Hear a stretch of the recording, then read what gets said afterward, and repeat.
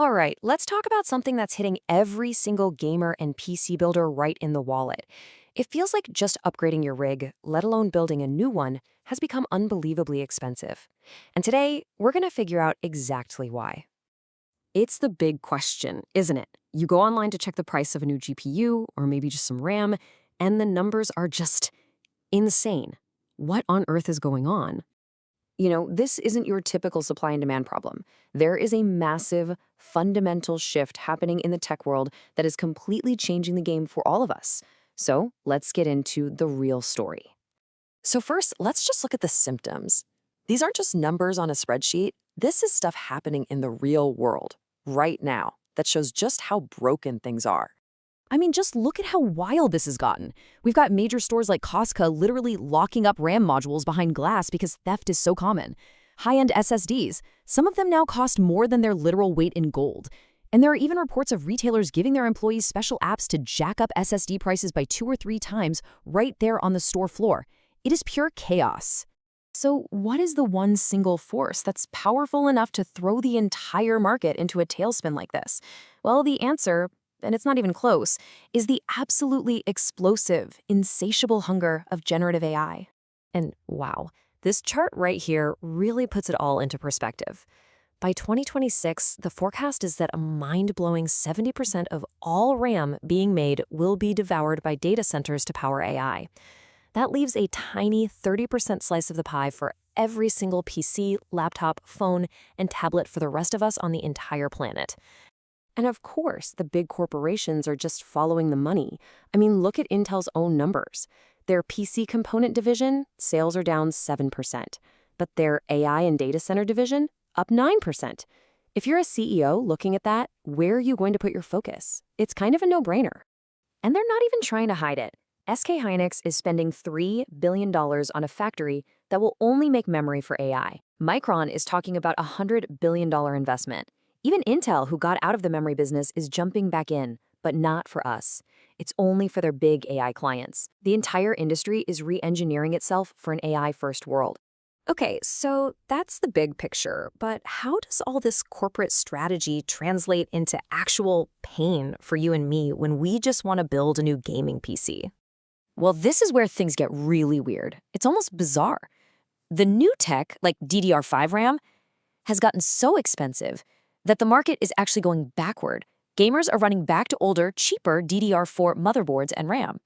And because of that, companies are literally restarting production lines for old hardware just to keep up.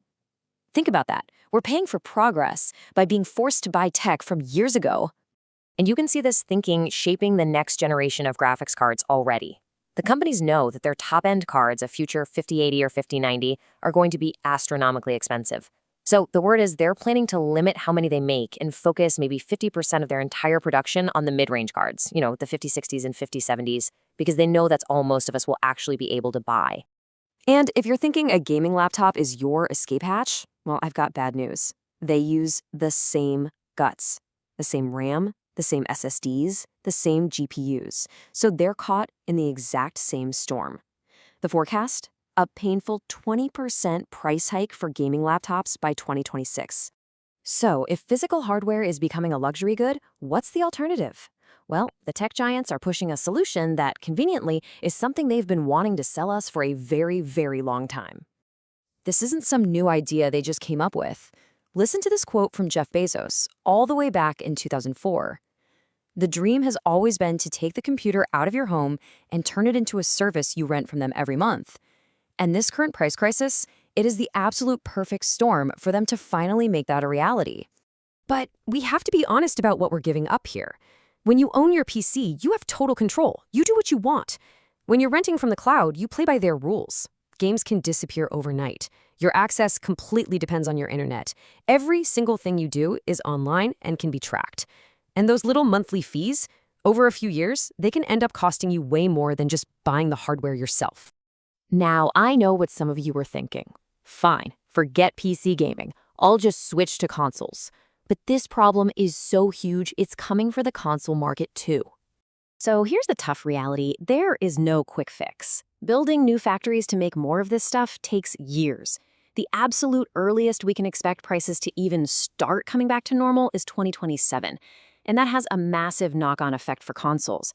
Sony and Microsoft can't launch a PS6 if the parts inside make it cost $1,000. That defeats the whole purpose of a console. So now we're looking at significant delays for the next generation. Which brings us to the biggest, most important question of all. We, as gamers and creators, are paying a very real price for this AI gold rush. So what is the world-changing progress that we're getting in return for all this? I mean, we've all heard the grand promises, right? AI is going to cure diseases, it's going to solve climate change, it's going to help us explore space. And if that's what was happening, maybe paying an extra few $100 for a graphics card wouldn't feel so bad. But then, you look at the reality of what so much of this incredible computing power is actually being used for today. We're seeing AI-generated vlogs, game developers using it to create assets that the community hates, and a lot of other, let's say, less than noble applications. The promise and the reality feel like they're on two different planets. And that's really the bottom line. As we get priced out of our own hobby, as we get nudged toward a future where we rent everything and own nothing, you just have to step back and ask yourself, is this particular brand of progress really worth the price we're all being asked to pay? It's definitely something to think about.